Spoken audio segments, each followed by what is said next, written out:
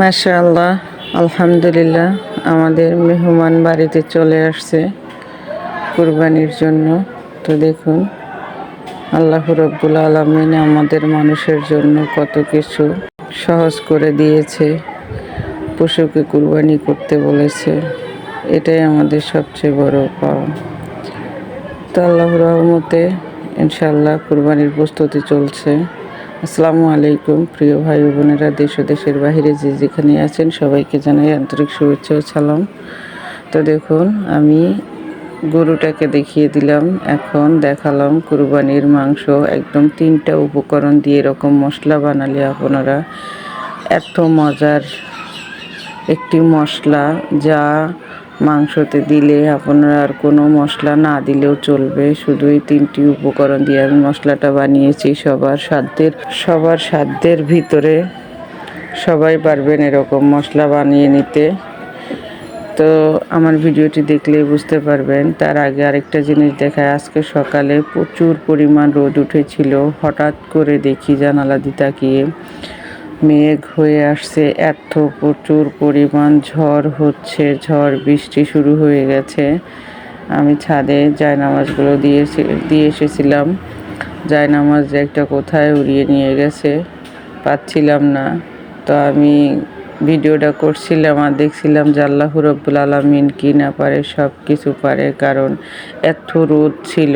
আমি 8 দিন একবার মেশিনে কাপড় ধুই, আজকে দুইবার দিয়েছিলাম হেভি কাপড়গুলো যেন শুকাতে পারি। অথচ এত বৃষ্টি ঝড় চলে আসলো অল্প সময়ের ভিতরে, দেখে একবারে মনটা খারাপই হয়ে গিয়েছিল। তো আল্লাহর রহমতে আবার কিছুক্ষণ পরেই দেখলাম পরিষ্কার হয়ে গেছে। সব কিছুই আল্লাহ রাব্বুল আলামিনের ইচ্ছা। তো দেখুন, আমি মশলাগুলোকে এখন নিচ্ছি। আমি কী কী উপকরণ দিয়ে মশলাটা তৈরি করেছি। প্রথমে আমি এলাচগুলো ভেজে নিচ্ছি। যারা বাটা মশলা একদমই পছন্দ করেন না তারা এই মশলাটা ব্যবহার করবেন। তো মশলা যারা একদমই পছন্দ করেন না, শুধু এই গুঁড়ো মশলাটা দিলে আপনাকে আর কিছু দিতে হবে না। এলাচি, দারুচিনি, জিরা আর কিছুই দিতে হবে না, শুধু এই গুঁড়োটা দিলেই হবে।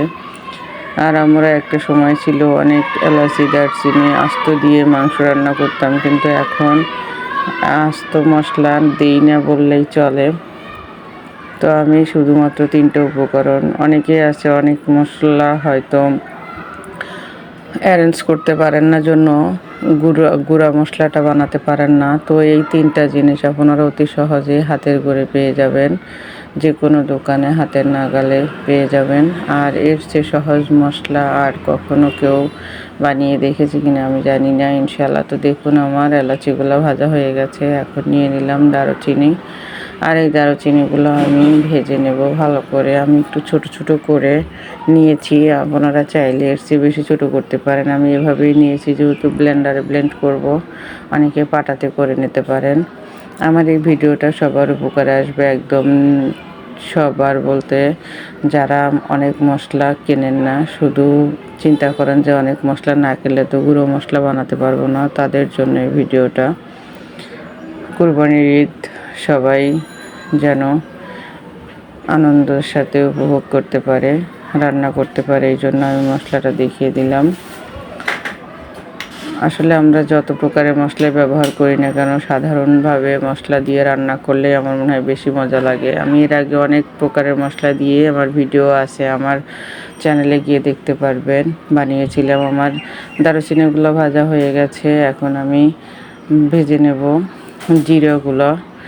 শুধু এলাচ, দারুচিনি, জিরা, এই 3টা মশলা ভালো করে ভেজে ব্লেন্ডারে ব্লেন্ড করে নেব। আর এটা দিব আমি মাংস। আপনি কিছু দিতে পারেন মাংস রান্নার শুরুতে, আর কিছু অবশ্য দিতে হবে রান্না উঠানোর শেষ হওয়ার কিছু সময় আগে দিয়ে উঠিয়ে নিতে পারবেন। ঘ্রাণটা এত সুন্দর হয়, এত মজাদার হয়, কোনো আস্ত মশলা না দিলে চলে। একবার এভাবে বানিয়ে মশলাটা দেখবেন, সবাই ট্রাই করে। সিম্পল একটি মশলা, কিন্তু অনেক মজার একটি মশলা আমি মনে করি। আর আমি সব সময় চিন্তা করি, সবাই সব কিছু অ্যারেঞ্জ করতে পারে না, কিন্তু সীমিত আকারের জিনিস দিয়ে অনেক ভালো জিনিস হয় ওইভাবে। তো আমার ভাজাগুলো হয়ে গেছে, জিরা জিরাগুলোকেও ভেজে নিলাম। সব কিছু একসাথে মিক্স করে কিছু সময়ের জন্য ঠান্ডা করে নিয়ে আমি এটাকে ঠান্ডা করে নিতে হবে অবশ্যই। এটা মচমচা হয়ে যাবে ঠান্ডা হয়ে গেলে। আবার বেশিক্ষণ রাখা যাবে না, তাহলে আবার ওইটা গুঁড়া হতে চাবে না।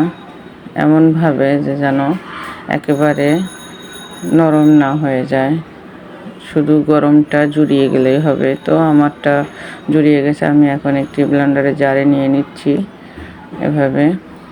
আর ঘ্রাণটা এত সুন্দর বের হয়, ঘ্রাণটা শুনলেই মনটা ভরে যায়। মশলার কাজ সবাই ব্যবহার করতে হয়, আমাদের গৃহিণীর যারা আছি। রান্নাটা তো গৃহিণীরাই করে, এই জন্য গৃহিণীদের জন্যই আমার এই ভিডিওটা। তো দেখুন, আমি এটাকে এখন ব্লেন্ডারে ব্লেন্ড করে নেব খুব ভালোভাবে। আমি ব্লেন্ড করে নিয়েছি, মাশাআল্লাহ সুন্দরভাবে হয়েছে। আমি এটাকে এখন, এটা অবশ্য গরম, এটাকে একটি বাটিতে উঠিয়ে নিচ্ছি কিছু সময়ের জন্য, এভাবে রেখে দেব। তারপরে আমি এটাকে একটি বয়ম বলেন আর যাই বলেন, কৌটা, সেটার ভিতরে উঠিয়ে নেব। এটাকে আপনি ইচ্ছা করলে 12 মাস ব্যবহার করতে পারেন, কখনো নষ্ট হবে না। এটা শুধু মাংসতে ব্যবহারটা করলে বেশি ভালো হবে, অন্য কিছুতে দেওয়া যাবে না, মাছ টাছে দেওয়া যাবে না। তো আমার প্রিয় ভাই বোনেরা, আমার ভিডিওটি কেমন লাগলো সবাই দেখুন। আমার চ্যানেলটাকে সাবস্ক্রাইব করবেন, লাইক কমেন্ট শেয়ার করবেন। যে যেখানে থাকবেন সবাইকে জানাই ঈদ মোবারক। আল্লাহ হাফেজ।